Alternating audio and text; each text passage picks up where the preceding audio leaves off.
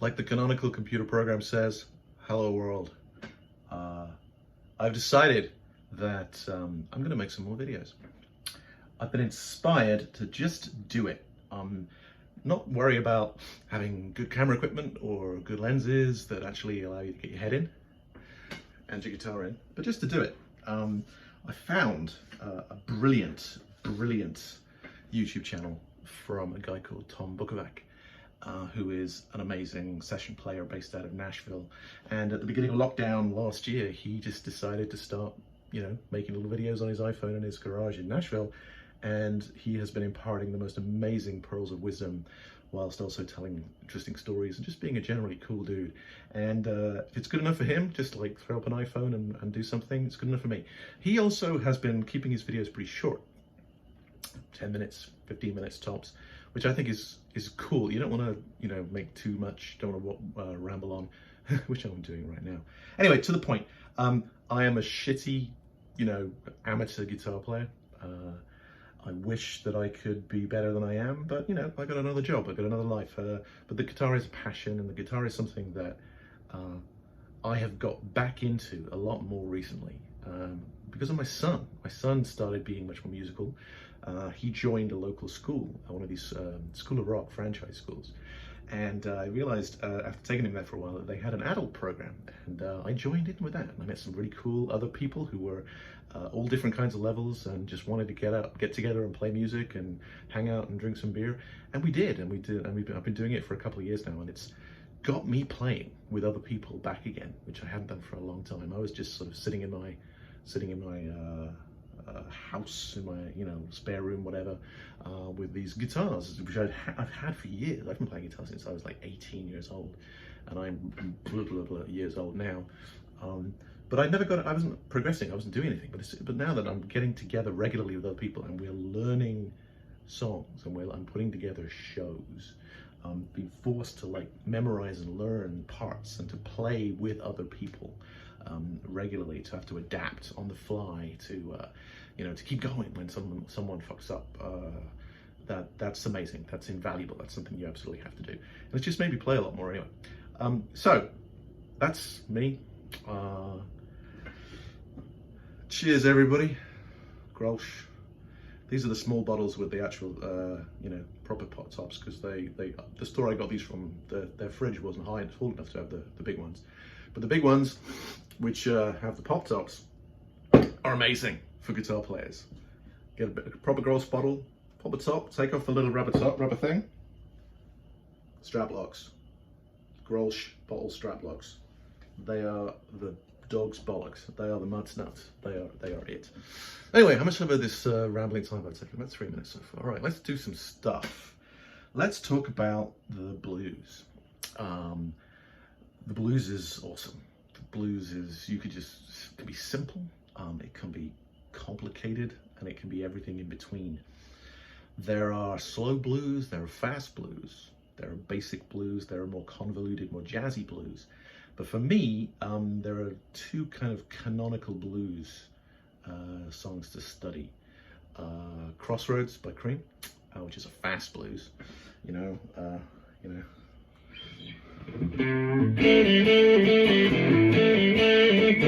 then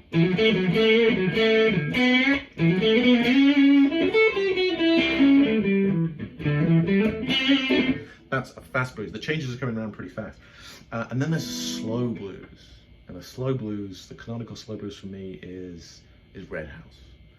Now, there are a million different versions of Red House. Jimmy never played Red House the same way twice. There's Red House as it was originally recorded on Are You Experienced?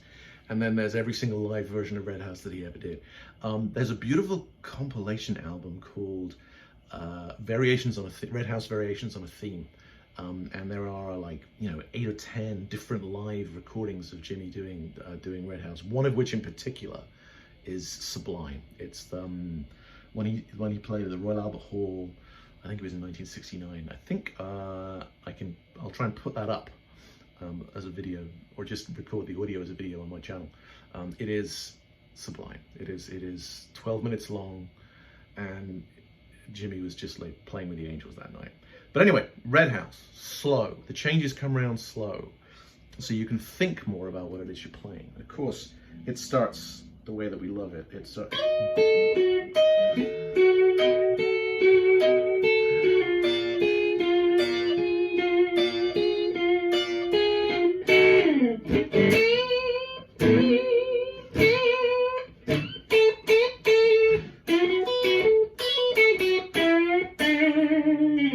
and we're off on the 4 chord. And at the beginning of that, the bass player is just pedaling the beat. Like, while you're going, he's just going, bum, bum, bum. Goes to the E because we've got the quick change to those 4. Down, down, down, down, down, down.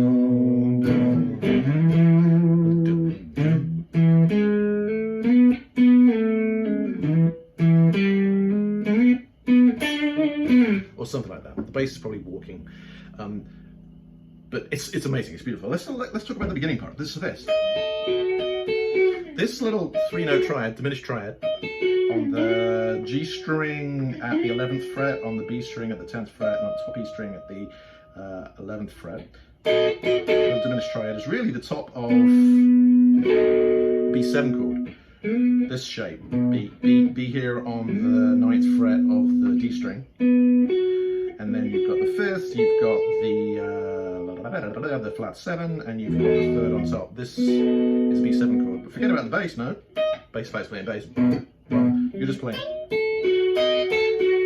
top of that B7. But then you go. When you do the change to the 4 in the second bar, because of course it's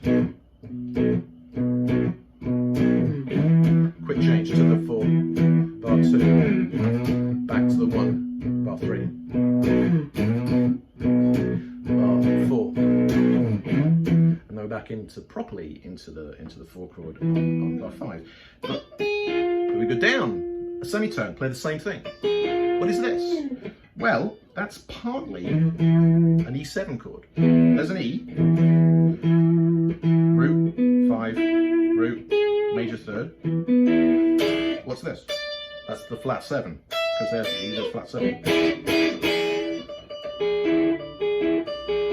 So that is the top of an E7 chord, but this note isn't in that E7 chord. This becomes just one above the root. That's a flat 9. That's one semitone above the root, and this is where it can be a little jazzy, right?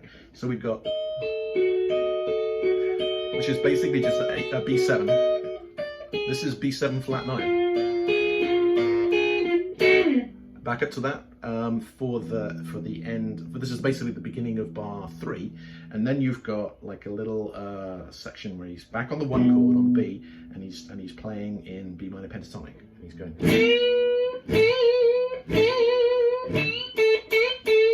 Just bending that flat 7 of the dominant B, bending it up to the root.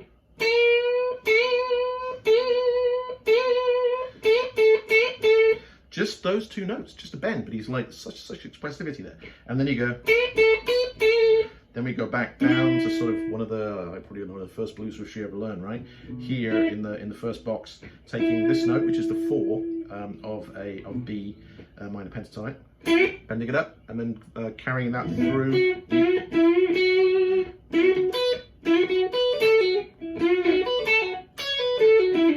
Something like that, right? We've got bend the 4 to the 5, there's the 5, there's the root, there's the 7. Sort of go around in a circle almost, like up. And then there's this note. Well, that's the 2, which is the 9, right? So these are all B dominant things, right? So what's he playing?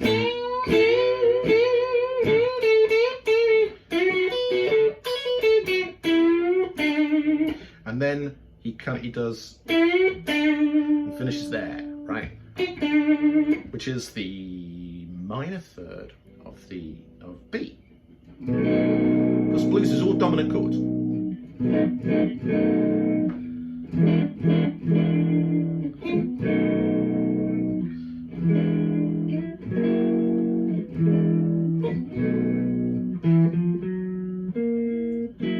And we're Right? So all these chords have a major third, right? So, but when you're first learning to play, everybody says use the minor pentatonic, right? Doesn't have that major third, has that minor third in it. So you're playing major chord, minor third. But you know what? That's the essence of the blues. It's all about shades of grey. It's that line between that minor, that major third. So most blues licks are always going to bend that minor third, or they're going to use it as a kind of a passing tone. Sometimes people say don't land on the minor third, right? Because, well, it isn't under chord. But you know what? That note, the minor third of B, when you go to the 4 chord and you go to the E7, it's the flat 7 of E.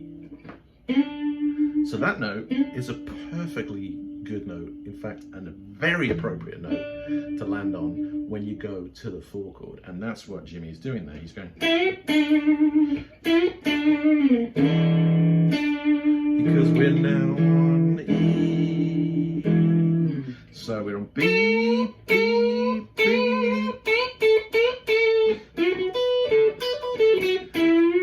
Now we're on the E.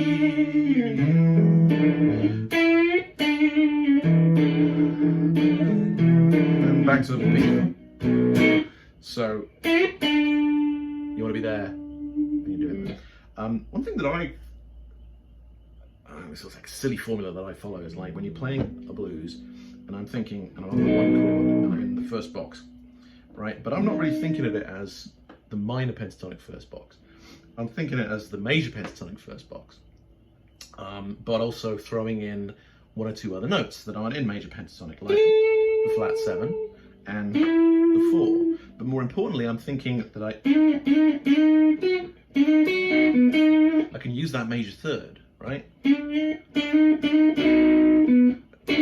Especially if I'm hammering on from the minor third, but I can also kind of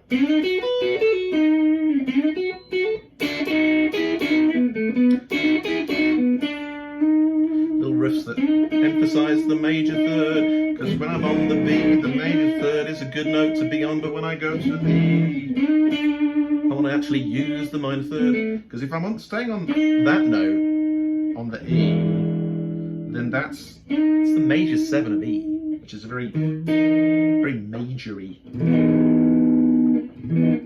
note on E. But the blues is never really, major 7 is a no. That's you're up and happy and uplifting. The blues is never about that. So on the 1 chord, now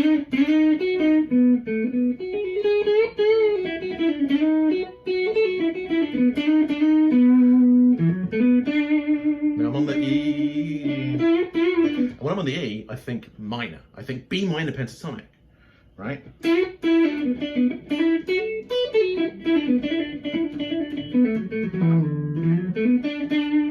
then when I get back to the 1, come back to the major of B, but I love to come in straight to that major third. And then when we go up to the 5, you're only going on 5 a little time. Maybe not even throw in some licks, just because you're back on the 4 chord. Back to the 1. Now we're in turnaround territory.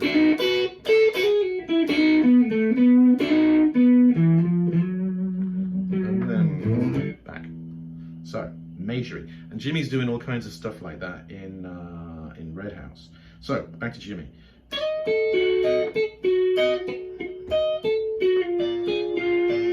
Lots of vibrato.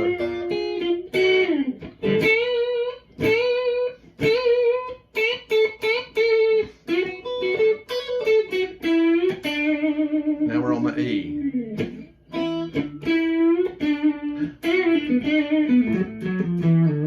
Now, what are we doing here? We're going to be coming back to the B. So he kind of does this run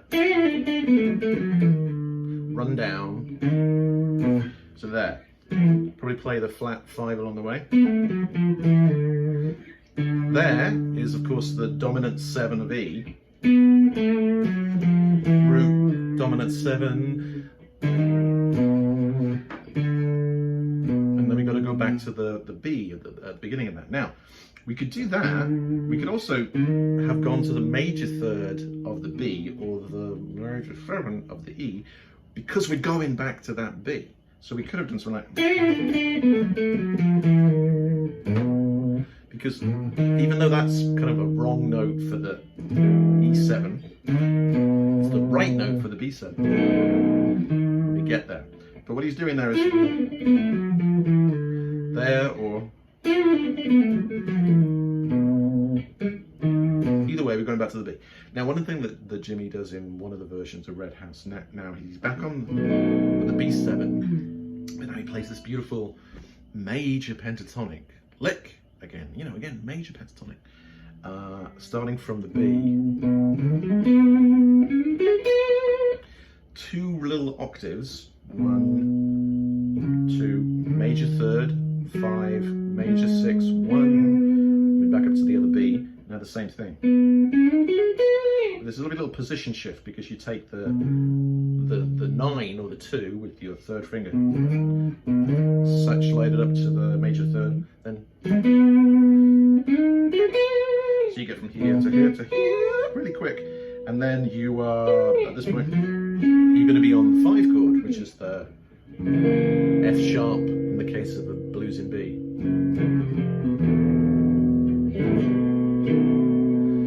So in Red House, there's sort of he moves up to this position because he's gone. Beautiful position shift. And now he's here. So what are we? Here, box 1, F sharp, minor pentatonic. So we've gone here. Well, really, we're kind of in box 5. F sharp, minor pentatonic here, but.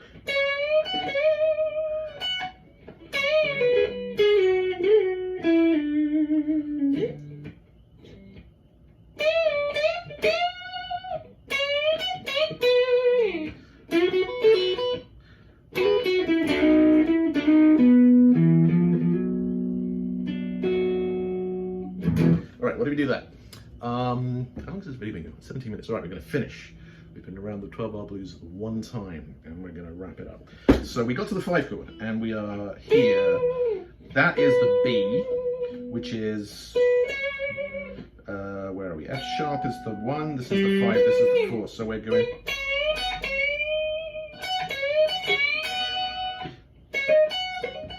Effectively that.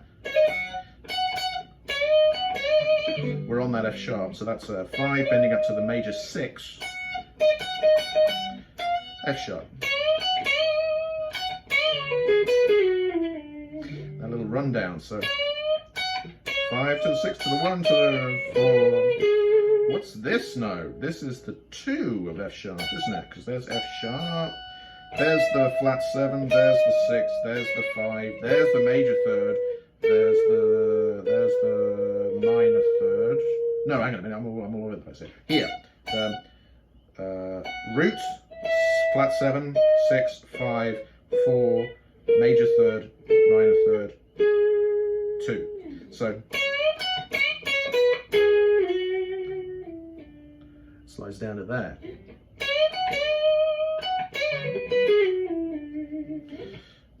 Right down to the root again, because we're still on the F7. But we're getting back to the E, and where did we land? We landed on the flat 7 of E, the 4 chord again, which is a great blues note to hang on. If you're on a chord, feature the dominant 7. All these chords are dominant.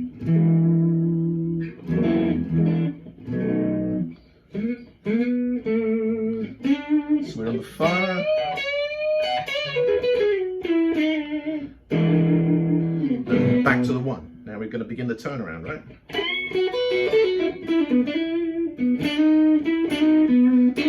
So play that major third of B.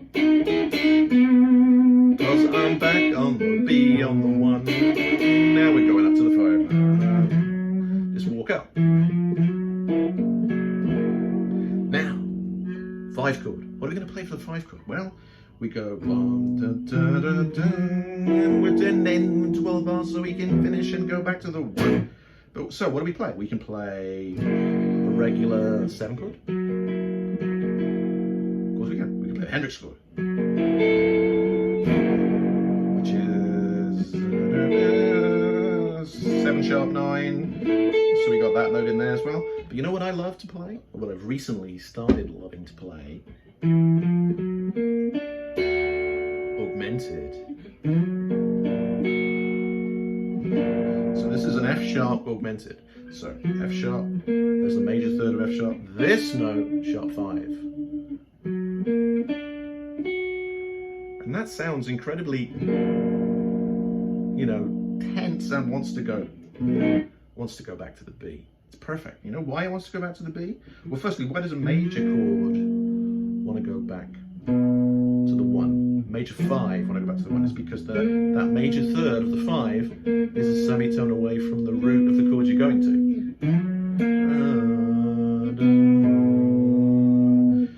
This wants to go to here. If it was minor, doesn't really want to go anywhere.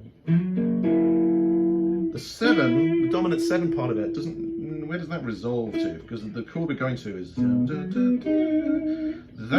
kind of wants to go down 1 to the major third. So in a way, the major third of the 5 wants to go up 1 to the root of the 1 you're going to, and the 7 of the 5 wants to go down 1 to the major third of the chord we're going to, which is the 1 chord. But you know what? Sharp 5 of that 5 chord is 1 semitone below the third of the chord we're going to. So it also is real close and wants to resolve. Whereas we could have used the 7 and gone major third and the dominant 7 of the 5 chord want to go to the root and the major third of the chord we're going to, the 1 chord.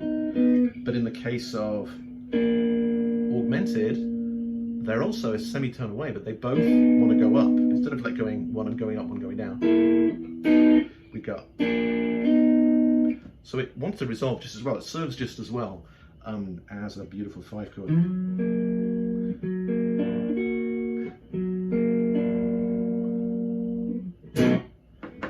there we are, back to the 1.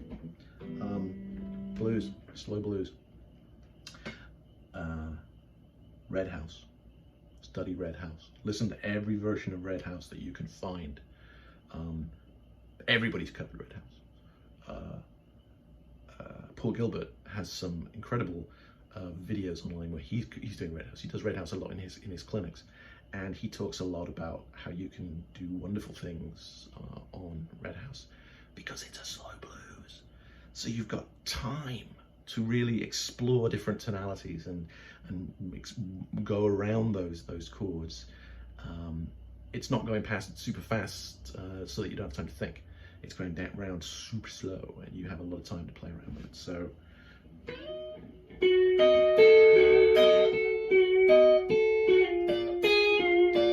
flat 9.